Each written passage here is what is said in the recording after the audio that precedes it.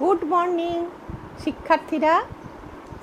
আজকে আবার আমি তোমাদের জন্য নিয়ে এসেছি প্রাণীদেহের হরমোনের ভিডিও। এর আগের দিন আমরা হরমোন, উদ্ভিদ হরমোন ইত্যাদি সম্পর্কে বিশদভাবে জেনেছি। আর একবার তোমাদের মনে করিয়ে দিই, হরমোন কাকে বলে। হরমোন হচ্ছে এক ধরনের জৈব রাসায়নিক বার্তাবাহক পদার্থ, যেটা কিনা জীবদেহের নির্দিষ্ট কোষ সমষ্টি থেকে উৎপন্ন হওয়ার পর নির্দিষ্ট উপায়ে বাহিত হয়ে লক্ষ্য অঙ্গের কলাকোষে গিয়ে নির্দিষ্ট কাজ সম্পাদন করে ও ক্রিয়ার পর ধ্বংসপ্রাপ্ত হয়। আমরা এটাই জেনেছিলাম। তো আজকে তাহলে প্রাণীদেহের হরমোন আর উদ্ভিদের হরমোনের খুব একটা তফাৎ নেই, মোটামুটি একই রকম। যে তফাৎগুলো আছে সেগুলো আমরা শেষকালে পরপর এক এক করে ধাপে ধাপে আমরা গিয়ে সব কিছু শিখব। প্রথমে দেখি তাহলে প্রাণীদেহের হরমোন বা প্রাণী হরমোনের সংজ্ঞা কী, প্রাণী হরমোন কাকে বলে।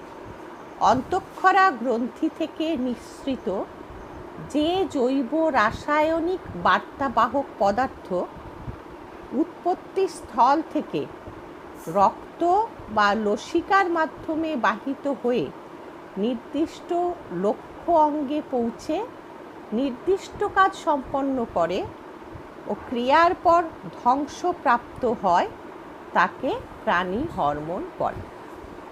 এখানে অনেকগুলো কথা, সেই কথাগুলো একটু মনে করে করে রাখলে শব্দগুলোর তলায় দাগ দিয়ে দেবে। 1 নম্বর দেখো, দাগ দিয়ে দেবে অন্তঃক্ষরা গ্রন্থি, ঠিক আছে। 2 নম্বর দাগ দেবে জৈব রাসায়নিক বার্তাবাহক। 3 নম্বর যেটা আন্ডারলাইন করবে সেটা হচ্ছে রক্ত বা লসিকা। 4 নম্বর করবে ধ্বংসপ্রাপ্ত। এই কয়েকটা যদি তোমরা শব্দগুলো মনে রাখতে পারো আন্ডারলাইন করে, তাহলে কি হবে, তোমরা যখন সংজ্ঞাটা লিখবে সংজ্ঞাটা লেখা তোমাদের পক্ষে সহজ হয়ে যাবে। অন্তঃক্ষরা গ্রন্থি কেন না, অন্ত মানে ভেতরে, আর ক্ষরা মানে ক্ষরণ করে। শরীরের ভেতরের, বাইরে কোনো গ্ল্যান্ড নয়, ভেতরেরই কোনো গ্রন্থি, কলাকোষে সমষ্টি দিয়ে তৈরি গ্রন্থি থেকে হরমোন তৈরি হয়। জৈব রাসায়নিক বার্তাবাহক কেন না, এক তো সেদিনেই বলেছিলাম জৈব কেন, রাসায়নিক কেন। আর বার্তাবাহক হচ্ছে কি না, পিয়ন যেরকম এক জায়গা থেকে এক জায়গা চিঠি নিয়ে যেত, ডাক পিয়ন বা এখনও দরকারি রেজিস্ট্রি চিঠি নিয়ে যায়, সেই জন্য তাকে বলা হয় বার্তাবাহক। তো এখানে এই জৈব রাসায়নিক পদার্থ অর্থাৎ হরমোনও সেই বার্তাবাহকেরই কাজ করে। কোথায় বার্তা নিয়ে যায় না, নির্দিষ্ট লক্ষ্য অঙ্গে। এবার যে নিয়ে যাবে তার রাস্তাটা কি, প্রাণীদেহের ক্ষেত্রে তাদের রাস্তাটা হলো, যাওয়ার রাস্তা হলো রক্ত বা লসিকা। লসিকা মানে দেহ রস দিয়ে কি হয়, কাজ করে তারপরে সেটা ধ্বংস হয়ে যায়।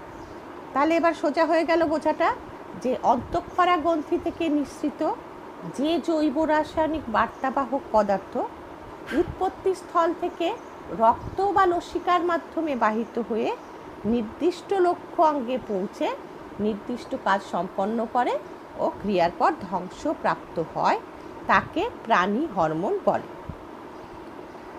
এই শুধু আমি যে টার্মগুলো, শব্দগুলো বললাম, সেই শব্দগুলো যদি একটু আন্ডারলাইন করে রাখো আর ওগুলো মনে মনে করো, তাহলেই দেখবে তোমরা পুরো সংজ্ঞাটাকে খুব অল্প সময়ের মধ্যেই আয়ত্ত করতে পারবে। এবার বৈশিষ্ট্য, প্রাণী হরমোনের বৈশিষ্ট্যটা কি। প্রথম হচ্ছে উৎস। উৎস কি না, প্রাণী হরমোন অন্তঃক্ষরা গ্রন্থিতে সংশ্লেষিত মানে তৈরি, সংশ্লেষিত হয় এবং সেখান থেকে নিঃসৃত হয়। 2 নম্বর কি, অন্তঃক্ষরা গ্রন্থি ছাড়াও প্রাণীদেহের অন্তঃক্ষরা কোষসমূহ বা কোষযুক্ত দেহাংশ থেকেও প্রাণী হরমোন সৃষ্টি হয়। পুরোপুরি একটা গ্ল্যান্ড বা গ্রন্থি নাও থাকতে পারে, কোনো কোনো দেহাংশ আছে, দেহের অংশ আছে প্রাণীদের, সেই দেহের অংশগুলোতে কি হয় না, অন্তঃক্ষরা কোষ থাকে, সেই অন্তঃক্ষরা কোষগুলো থেকেও প্রাণী হরমোন সৃষ্টি হয়। যেমন কিনা শুক্রাশয়, ডিম্বাশয়, খাদ্যনালীর প্রাচীর গাত্র ইত্যাদি। এবার চলে এসো, এ হয়ে গেল উৎস, দুটো উৎস। একটা হচ্ছে অন্তঃক্ষরা গ্রন্থি, আর একটা হচ্ছে অন্তঃক্ষরা কোষযুক্ত দেহাংশ। তাহলে তোমরা আন্ডারলাইন করে নাও অন্তঃক্ষরা গ্রন্থি আর অন্তঃক্ষরা কোষযুক্ত দেহাংশ, এই দুটো জায়গায়, তাহলেই মনে থাকবে। বি হচ্ছে রাসায়নিক প্রকৃতি, মানে এটা কি কি রাসায়নিক পদার্থ দিয়ে তৈরি। একটা হচ্ছে প্রোটিন, পেপটাইড, গ্লাইকোপ্রোটিন এবং স্টেরয়েড জাতীয় এর রাসায়নিক প্রকৃতি। এগুলো পরপর আমরা যখন পড়ব তখন সবগুলো আমি তোমাদের মতো করে আমি বুঝিয়ে দেবো। তাহলে রাসায়নিক প্রকৃতি কি? প্রোটিন, পেপটাইড, পেপটাইডের পরে একটা কমা হবে, মুছে গেছে, প্রোটিন, পেপটাইড, গ্লাইকোপ্রোটিন এবং স্টেরয়েড জাতীয় প্রকৃতি হচ্ছে ওর প্রাণীর হরমোনের রাসায়নিক প্রকৃতি। এবার তোমরাও দেখো, তোমরাও এক রকমের বার্তাবাহক। কিসের বার্তাবাহক বলো তো? জ্ঞানের বার্তাবাহক হয়ে কাজ করবে। তোমরাও ভালো করে পড়াশুনো শিখবে, পড়াশুনো শিখে তোমরাও কী করবে, আরও অনেকজনকে শেখাবে। আর আমি তো বলেইছি মাঝে মাঝে একটু আমার এই যে তোমাদের জন্য ভিডিও করছি, সেই ভিডিওগুলো বন্ধুদের মাঝে একটু শেয়ার করে দিও, যারা অনেক দূরে থাকে বা যাদের ধরো পড়ার ক্ষমতা নেই, আলাদা করে টিউশন নেওয়ার ক্ষমতা নেই, তারা যদি একটুও সাহায্য পায় তাহলেও তো ভালো, তোমাদেরও আনন্দ হবে যে তোমাদের আরও বন্ধুরাও সবাই পড়তে পারছে, আর আমার তো আনন্দ হবেই। তোমরা প্লিজ শেয়ার করো। দেখো বোর্ডের দিকে ডান দিকে আমি কতগুলো নাম্বারিং করে রেখেছি, হরমোন, অন্তঃক্ষরা গ্রন্থি, বহিঃক্ষরা গ্রন্থি, মিশ্র গ্রন্থি ইত্যাদি। তো আমরা হরমোনটাও জেনে গেছি, অন্তঃক্ষরা গ্রন্থিও জেনে গেছি। এর পরবর্তীকালে বহিঃক্ষরা গ্রন্থি সম্পর্কে একটু বলবো, তোমরা এটা পড়েছো আগে। আর মিশ্র গ্রন্থিও এই হরমোন পড়তে পড়তেই আসবে, আমি প্রত্যেকটা আলাদা করে বুঝিয়ে দেব, বুঝিয়ে তাকে বলে ওটুকু লিখে দেব, তাহলে তোমরা সেটা ফলো করলেই যথেষ্ট তোমাদের জন্য। কেন এই শব্দগুলো তোমরা পাবে, এই শব্দগুলোর অর্থটা জানা থাকলে পরবর্তীকালে বুঝতেও সুবিধে হবে। এবার আমরা দেখব হরমোনের আরেকটি বিশেষ বৈশিষ্ট্য, ফিডব্যাক নিয়ন্ত্রণ। কাকে বলবো ফিডব্যাক নিয়ন্ত্রণ হরমোনের? সাধারণত কোনো হরমোনের ক্ষরণ মাত্রা অপর একটি হরমোনের দ্বারা নিয়ন্ত্রিত হয়। এই ঘটনাকে হরমোনের ফিডব্যাক নিয়ন্ত্রণ বলে। হরমোনের মাত্রার হ্রাস বা বৃদ্ধি পেলে নিয়ন্ত্রক হরমোনের মাত্রাও যথাক্রমে বৃদ্ধি বা হ্রাস পায়। তাহলে কি? সাধারণত কোনো হরমোন, আমাদের যে শরীরে হরমোনগুলো যে ক্ষরণ হয়, সেই ক্ষরণটা কতটা হবে, কম হবে না বেশি হবে, সেটা নিয়ন্ত্রণ করে অন্য আর একটা হরমোনের দ্বারা। তো এই যে নিয়ন্ত্রণ করা, এই নিয়ন্ত্রণ করার ঘটনাটাকেই বলা হয় ফিডব্যাক নিয়ন্ত্রণ।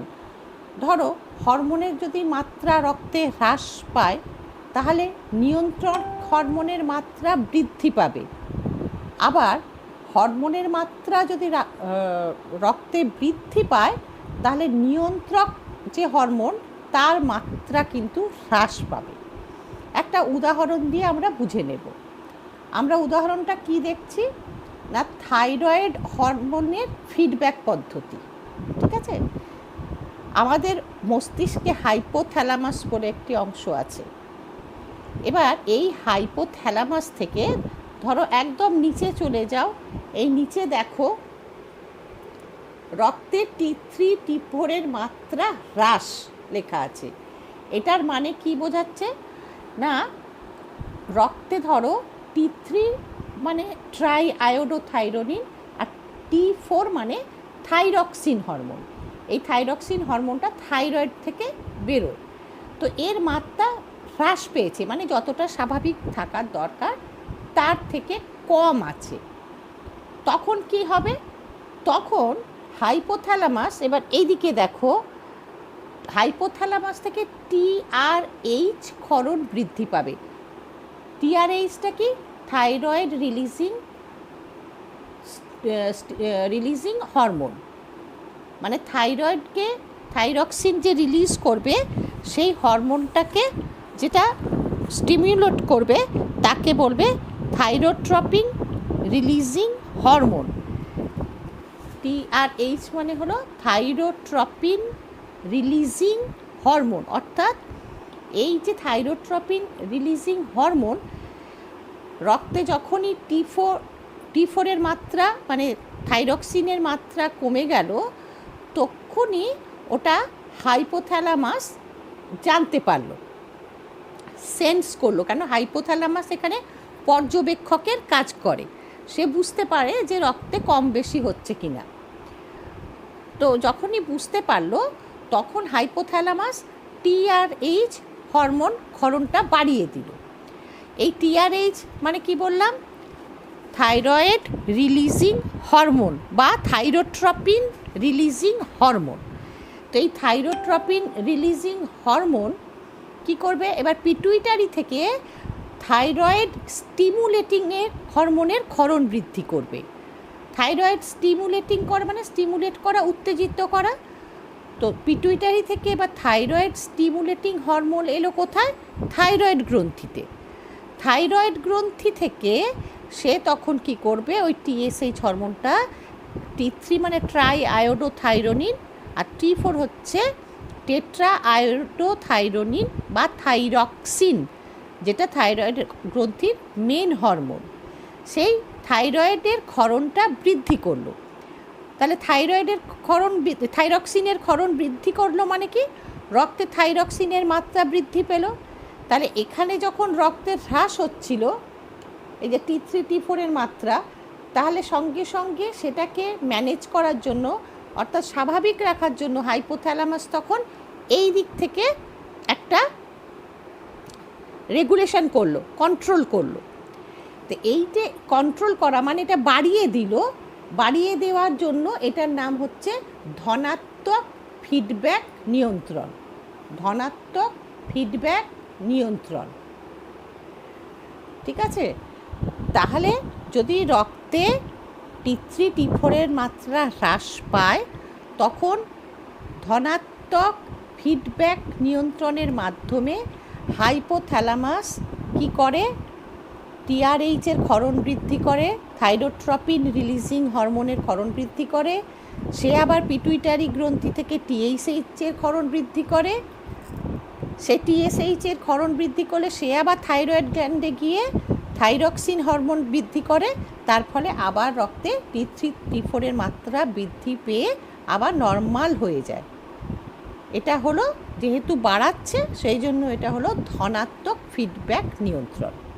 উল্টো দিকে দেখো, যদি রক্তে T3 T4 মাত্রা বৃদ্ধি পায়, তার মানে কি যা স্বাভাবিক থাকার কথা, থাইরক্সিন হরমোনের মাত্রা রক্তে তার থেকে বেশি আছে, এটা টেস্ট করে জানা যায়। তখন কি হয়, সঙ্গে সঙ্গে হাইপোথ্যালামাস বুঝতে পারে, তখন সে করে আবার TRH ক্ষরণ হ্রাস করে দেয়, ক্ষরণ হ্রাস করে দিল, কমিয়ে দিল। তাহলে ও যদি ক্ষরণটা কমিয়ে দেয় তাহলে পিটুইটারি গ্রন্থিকে ও কম প্রভাবিত করবে, তাহলে কম প্রভাবিত করলে TSH বা থাইরয়েড স্টিমুলেটিং হরমোনের ক্ষরণ কমে যাবে। আর থাইরয়েড স্টিমুলেটিং হরমোন ক্ষরণ কম হলে কি হবে, ও থাইরয়েড গ্ল্যান্ড থেকে T3 T4 অর্থাৎ থাইরক্সিন হরমোন আর ট্রাই আয়োডোথাইরোনিনের ক্ষরণও কম হবে, ফলে রক্তে আবার T3 T4 মাত্রা কমে গিয়ে আবার একটা নর্মাল বা সাধারণ স্বাভাবিক যে মাত্রা সেই মাত্রায় ফিরে আসবে। একেই বলে থাইরয়েড হরমোনের ফিডব্যাক পদ্ধতি বা ফিডব্যাক নিয়ন্ত্রণ। দু রকমের নিয়ন্ত্রণ হয়, একটা ধনাত্মক নিয়ন্ত্রণ, আর এই যেভাবে কমিয়ে দিল সেটাকে বলবো ঋণাত্মক নিয়ন্ত্রণ। ঠিক আছে, আজকে তাহলে এই পর্যন্তই। পরের ভিডিওতে আমরা এই যে আমরা হরমোনগুলো পড়লাম, এরপরে আমরা পড়ব কাকে বলে মিশ্র গ্রন্থি, কাকে বলে অনাল গ্রন্থি, অন্তঃক্ষরা গ্রন্থি ইত্যাদি পড়ব। আর তার সঙ্গে আমাদের সিলেবাসে যে যে হরমোনগুলো আছে সেই হরমোন উৎস, উৎপত্তি, নিয়ন্ত্রণ, কার্যকারিতা সমস্ত কিছু আমরা জানব। ঠিক আছে, আজকের মতো এখানেই শেষ হলো।